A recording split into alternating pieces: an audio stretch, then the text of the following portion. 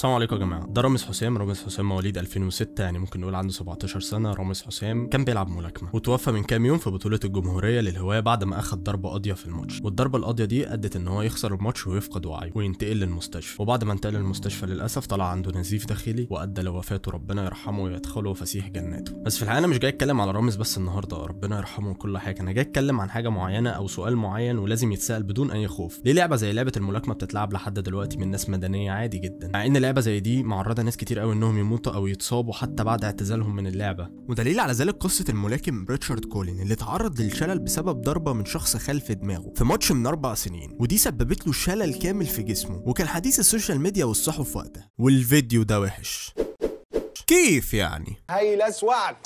طيب هنبدا من الاول. العاب الفنون القتاليه بتتلعب للدفاع عن النفس، مش عشان افتري بيها على شخص او اضرب شخص. كلام جميل جدا. اما بقى ردا على كل الكباتن اللي طلعوا قالوا الفنون القتاليه لعبه للدفاع عن النفس بس، واللعبه دي مش بتسبب اصابات ولا بتسبب وفيات ولا بتسبب اي حاجه. فالصراحه الناس دي اثارت فضولي جدا، فانا عملت بحث عن الموضوع جدا واكتشفت عدد الوفيات اللي موجوده من الالعاب الفنون القتاليه، سواء MMA او ملاكمه او زي ما بيقولوا السبارينج، يعني القتال الحر، حتى لو بيربطوا قواعد وتقاليد عشان تقلل مدى الاصابه. وزي ما حضرتك شايف كده دلوقتي دي عينه من بعض الناس اللي توفوا من لعبه الملاكمه. لو هتركز شويه هتلاقي كلهم مشتركين في حاجه واحده، انهم بيتوفوا في المطوشه بسبب ضربه قاضيه. طيب هحاول ابسط لك الموضوع بمثال انت اكيد عارف. الملاكم العملاق محمد علي كلاي ربنا يرحمه.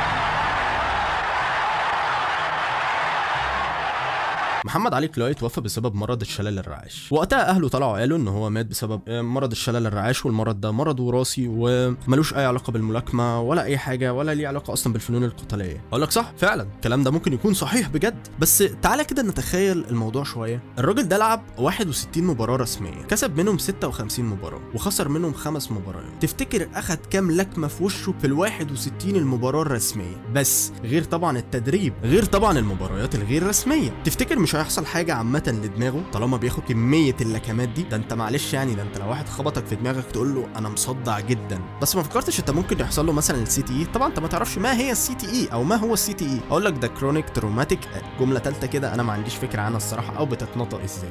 عادي انا دخلت دورت. طيب الموضوع ده بيحصل بسبب ايه؟ الموضوع ده بيحصل بسبب ضربات متعدده كتير قوي في المخ. طب الموضوع ده اصلا يعني بيعمل ايه في الدماغ او ايه اللي بيعمله للشخص عامه؟ الموضوع ده عامه يا صديقي بيعمل تفكك لخلايا المخ مع الزمن، وبيعمل اضطراب وخلل كامل في الجهاز العصبي. بس سواء بقى من العاب فنون قتاليه، من كوره، من سباحه، من احنا مش مهتمين، او بسبب انفجار، ودي كانت بتحصل للجنود ايام الحرب. طيب الملاكم ده اسمه ارين باريور. ارين باريور ده كان ملاكم عظيم من ايام السبعينات، وكان ملقب بزهو. والملاكم ده طلعت مراته قالت انا كنت بخدمه فعلا لمده 30 سنه، لكن انا ما كنتش اعرف ان كل العصبيه اللي فيها دي، كل الحاجات اللي بتحصل له دي بسبب الملاكمه. وده اتضح لما راح لدكتور الاعصاب ولقى ان هو عنده مرض السي تي اي. ده غير اصلا ان في احصائيه بتقول ان في 20% من الملاكمين عامه بيحصل لهم السي تي اي ده بعد تقاعدهم او هم اوريدي اصلا بيلعبوا. وانا اكيد مش عايز اقول لك ان النسبه دي كبيره جدا بالنسبه للعبه بتتلعب المفروض فور فن يعني. طيب ده جيمس جيفرز، ده كان ملاكم عظيم برضه. لما اتسال ان هو اخد كام ضربه مثلا في دماغه، عمل احصائيه جميله جدا. قال لك انا لو دخلت 106 معركه، وال106 معركه كل معركه فيها 4 جولات، وكل جوله انا باخد فيها 6 ضربات في دماغي، تفتكر هبقى اخد كام ضربه في دماغي؟ عملنا الاحصائيه دي طلع اخد 2900 ضربه. وقال لك بقى في الاخر تخيل انا كنت 12 سنه واخدت 4000 ضربه في دماغي. وقال لك في الاخر ليس عليك ان تكون عبقري لتعرف ان هذا ليس جيد للدماغ. ده غير طبعا زي الالعاب التانية جدا، زي مثلا لعبه MMA اللي انا كنت عايز العبها وانا صغير مثلا. واللعبه دي كانت عباره عن ايه؟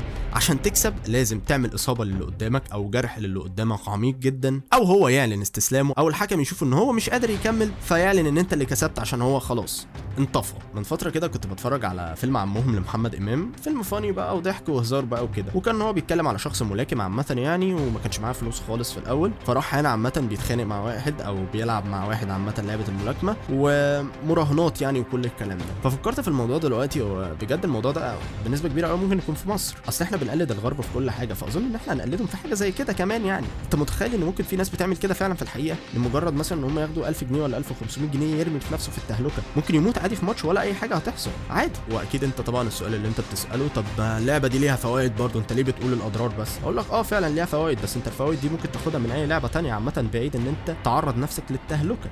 وعارف ان في العاب كتير قوي الناس بيموتوا فيها عشان ده قضاء وقدر، زي الكوره، زي السباحه، زي الملاكمه. لكن لو هتحسبها نسب هتلاقي نسبه الملاكمه اعلى نسبه، ونسبه الكوره نسبه صغيره جدا، نسبه السباحه نسبه صغيره جدا. وخليني برضه اقول لك حاجه صغيره، انت لما بتلعب كوره عامه مع اصحابك ما بترضاش تخش داخله غشيمه على واحد صاحبك لا يحصل له حاجه او انت يحصل لك حاجه. واحب انهي الفيديو بحديث الرسول عليه افضل الصلاه والسلام: لا ضرر ولا ضرار. وفي سوره البقره: بسم الله الرحمن الرحيم ولا تلقوا بايديكم الى التهلكه. وفي سوره النساء: ولا تقتلوا انفسكم ان الله كان بكم رحيما.